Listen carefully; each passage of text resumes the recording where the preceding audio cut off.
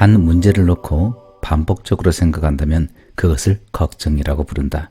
그러나 하나님의 말씀을 반복해서 생각하면 그것은 묵상이다.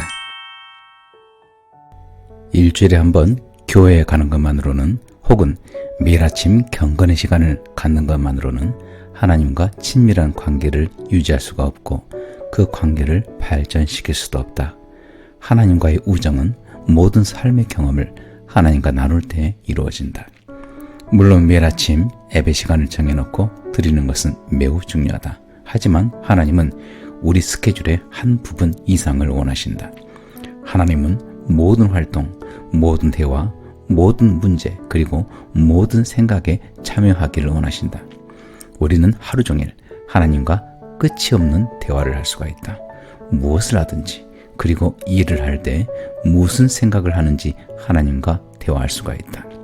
쉬지 않고 기도하는 것은 쇼핑할 때나 운전할 때, 혹은 일을 하거나 하루의 일과를 수행할 때 하나님과 대화하는 것을 의미한다.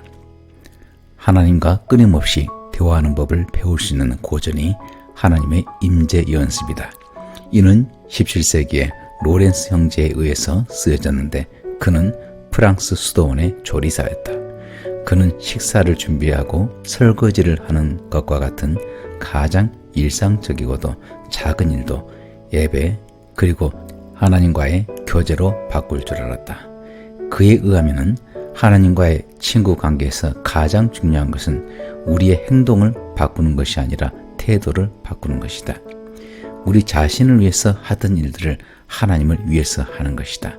그것이 먹는 것이든 목욕하는 것이든 일을 하는 것이든 쉬거나 쓰레기를 버리는 것 다 상관이 없다. 어느 날 우리는 하나님께 예배드리기 위해서는 일상에서 벗어나야 한다고 생각하는데 그 이유는 우리가 모든 순간에 그분의 임재를 연습하는 방법을 배우지 못했기 때문이다. 로렌스 형제는 일상생활을 통해 하나님을 예배하는 것이 아주 쉽다는 것을 깨달았고 그래서 그는 특별한 영적 수련회에 갈 필요가 없었다. 이것이 하나님이 원하시는 이상적인 예배의 모습이다.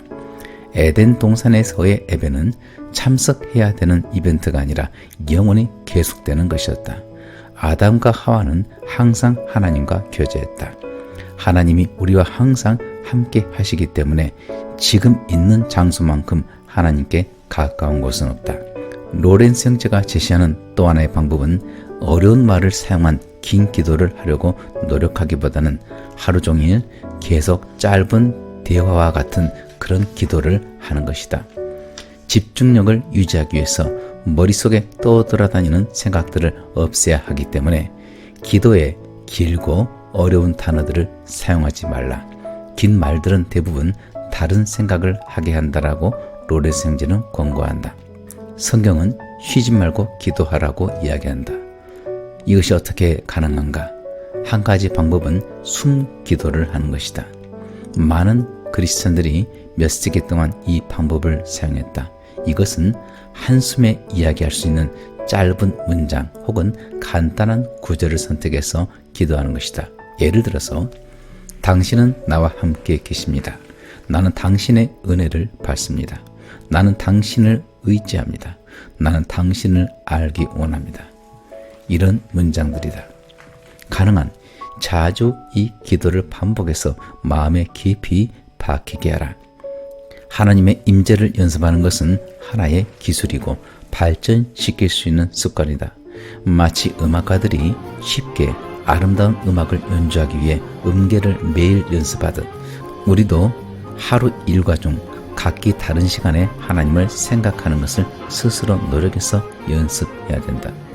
처음에는 하나님이 그 순간 우리와 함께 계시다는 것을 계속적으로 상기시킬 수 있는 무엇인가가 필요하다. 하지만 시간이 지나면서 하나님에 대해서 생각하고 하나님과 모든 것에 대해서 대화하며 모든 곳에서 그분의 임재를 느끼는 것이 더 자연스러워지게 될 것이다. 하나님의 임재를 생각나도록 만드는 물건들을 주변에 두는 것으로부터 시작하라. 작은 쪽지에 하나님은 지금 나와 함께 나를 위해 계신다라고 써놓을 수도 있다. 베네딕트 수도사들은 하던 일을 멈추고 그 시간에 기도 시간을 갖기 위해서 시간마다 종을 쳤다. 만일 우리가 가진 시계나 휴대폰에 알람 기능이 있다면 똑같이 할 수가 있다. 한 문제를 놓고 반복적으로 생각한다면 그것을 걱정이라고 부른다. 그러나 하나님의 말씀을 반복해서 생각하면 그것은 묵상이다. 우리가 걱정하는 방법을 안다면 묵상하는 방법은 이미 터득했다고 볼 수가 있다. 우리의 관심을 걱정거리에서 성경 구절로 돌리면 되는 것이다. 그리고 하나님의 말씀을 더 묵상하면 할수록 우리의 걱정거리는 더 줄어들게 된다. 오늘 하나님과 계속 대화를 나누고 그분의 말씀을 계속 묵상하는 연습을 시작하라. 기도는 우리가 하나님과 이야기할 수 있게 해준다. 묵상은 하나님이 우리에게 이야기하실 수 있도록 해준다. 이 두 가지 모두가 하나님의 친구가 되기 위해서 반드시 필요하다.